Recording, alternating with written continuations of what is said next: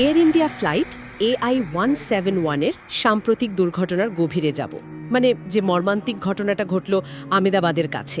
আমাদের কাছে যে বিভিন্ন তথ্য এসেছে সেগুলো থেকে আমরা ঘটনাটা বোঝার চেষ্টা করব, মানে মূল বিষয়গুলো আর এর প্রভাবটা কি দাঁড়ালো সেটার একটা স্পষ্ট ধারণা তৈরি করাই লক্ষ্য। ঘটনাটা ঘটল 12ই জুন 2025, তাই না? হ্যাঁ, ঠিক 12ই June. Air India flight AI-171 Ahmedabad থেকে লন্ডন গ্যাটউইকের দিকে যাচ্ছিল দুপুর 1:38 নাগাদ। বিমানটা ছিল একটা বোয়িং 787 ড্রিমলাইনার VT-ANB। হ্যাঁ, বিমানটা খুব পুরনো নয়, প্রায় 12 বছরের, আর উড়েছিল বেশ প্রায় 44,700 ঘন্টার মতো। এটা বোয়িং 787-8 মডেলের ড্রিমলাইনার। এমনিতে তো বেশ আধুনিক বিমান, কিন্তু এই ঘটনার পর স্বাভাবিকভাবেই এর নিরাপত্তা নিয়ে কিছু প্রশ্ন উঠছে আর কি। টেক অফের একদম পরপরই, মানে প্রায় সঙ্গে সঙ্গেই বিমানটা খুব দ্রুত উচ্চতা হারাতে শুরু করে। ভাবুন, মাত্র 625 ফুট উচ্চতায় ককপিট থেকে একটা মে ডে কল আসে, মানে চূড়ান্ত জরুরি অবস্থার সংকেত। আর তার মাত্র 36 সেকেন্ড পরেই প্লেনটা মেঘানীনগরের BJ মেডিকেল কলেজের হোস্টেল ব্লকের ওপর আছড়ে পড়ল। মাত্র 36 সেকেন্ড! এটা সত্যি অবিশ্বাস্য দ্রুততায় ঘটেছে। হ্যাঁ, আর শোনা যাচ্ছে যে ওই র্যাম এয়ার টারবাইনও নাকি চালু হয়েছিল। হ্যাঁ, এই র্যাম এয়ার টারবাইন বা RAT সক্রিয় হওয়ার খবরটা কিন্তু খুব গুরুত্বপূর্ণ একটা সূত্র। দেখুন, এটা হলো বিমানের জরুরি বিদ্যুৎ ব্যবস্থার অংশ।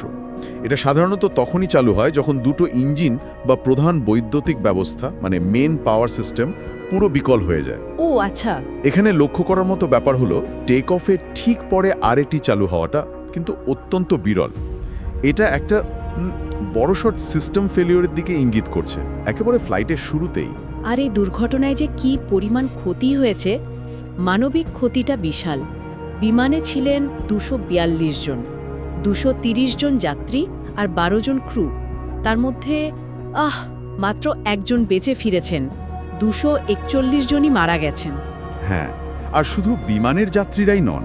ঠিক, মাটিতেও তো অনেকে মারা গেছেন, হস্টেল ব্লকের উপর পড়েছে যেহেতু। হ্যাঁ, মাটিতে থাকা কমপক্ষে 39 জনের মৃত্যু হয়েছে, মোট মৃতের সংখ্যা 280 ছাড়িয়ে গেছে। খুব মর্মান্তিক। নিহতদের মধ্যে একজন গর্ভবতী দম্পতিও ছিলেন, বৈশালী আর বৈভব পাটেল, আর গুজরাটি ফিল্ম মেকার মহেশ জিরাওয়ালাও। একমাত্র যিনি বেঁচে গেছেন তার নাম বিশ্বাস কুমার রমেশ। ওনার বর্ণনা অনুযায়ী দুর্ঘটনার ঠিক আগে উনি একটা প্রচণ্ড জোরালো শব্দ শুনতে পান, আর বিমানের ভেতরের আলো নাকি নিভে গিয়ে আবার জ্বলে উঠছিল।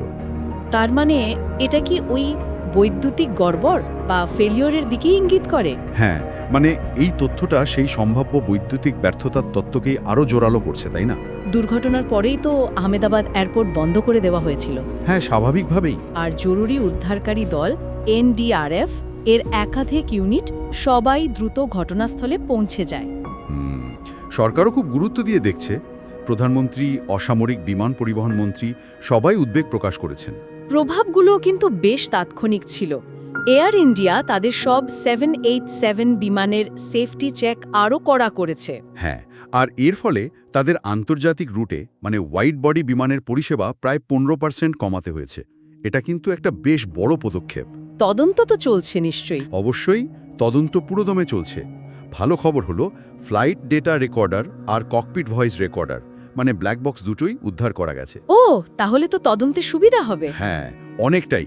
ভারতের সিভিল এভিয়েশন মন্ত্রক DGCA, AAIB তো আছেই, সঙ্গে বোয়িং, জি অ্যারোস্পেস, এমনকি যুক্তরাজ্যের AAIBর প্রতিনিধিরাও যুক্ত হয়েছেন। একটা আন্তর্জাতিক স্তরে তদন্ত হচ্ছে। কারণটা কি কিছু বোঝা যাচ্ছে প্রাথমিকভাবে? ইঞ্জিন ফেলিওর নাকি অন্য কিছু?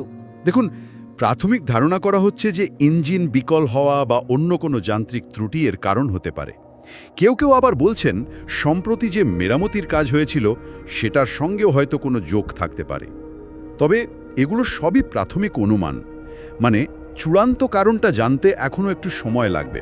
কিন্তু এটা একটা প্রশ্ন তুলে দেয়, ওই মেরামতির পর পরীক্ষাগুলো কতটা ভালোভাবে করা হয়েছিল? ঠিক, এটাই এখন একটা বড় প্রশ্ন। আচ্ছা, আরেকটা অদ্ভুত জিনিসও তো শুনছি, ওই যে একমাত্র জীবিত ব্যক্তি বিশ্বাস কুমার, ওনার সিট নম্বর ছিল 11A। হ্যাঁ, দুর্ঘটনার পর নাকি ওই 11A সিটটার চাহিদা খুব বেড়ে গেছে, লোকে নাকি ওই সিটটাই চাইছে। তাই নাকি? মানে কুসংস্কার বলুন বা যাই বলুন, মানুষের মনস্তাত্ত্ব বোঝা ভার। তাহলে মোদ্দা কথায় যা দাঁড়াচ্ছে, এটা একটা ভয়ঙ্কর দুর্ঘটনা, বহু মানুষের প্রাণ গেছে। তদন্ত এখন মূলত ইঞ্জিন বা বৈদ্যুতিক ব্যর্থতার দিকেই ফোকাস করছে, আর এয়ার ইন্ডিয়ার পরিষেবা, যাত্রী সুরক্ষা, এগুলোর ওপর এর একটা গভীর প্রভাব পড়েছে।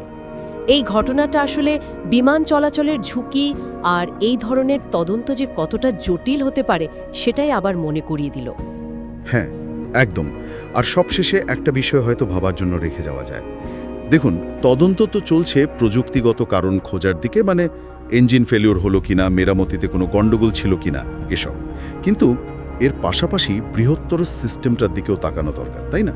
যেমন ধরুন, রক্ষণাবেক্ষণের পদ্ধতিগুলো কতটা নির্ভরযোগ্য, নিয়ন্ত্রক সংস্থাগুলোর নজরদারি কি যথেষ্ট ছিল, আর চূড়ান্ত চাপের মুহূর্তে পাইলটদের সিদ্ধান্ত নেওয়ার ট্রেনিং বা পরিস্থিতি সামলানোর ক্ষমতা, সেগুলো কতটা কার্যকর। মানে প্রশ্নটা হলো, এই নির্দিষ্ট বিমানের যান্ত্রিক ত্রুটির বাইরেও কি কোনো সিস্টেমিক বা পদ্ধতিগত দুর্বলতা এই ঘটনার মধ্য দিয়ে বেরিয়ে আসতে পারে, যেখান থেকে ভবিষ্যতে আমরা হয়তো কোনো শিক্ষা নিতে পারব?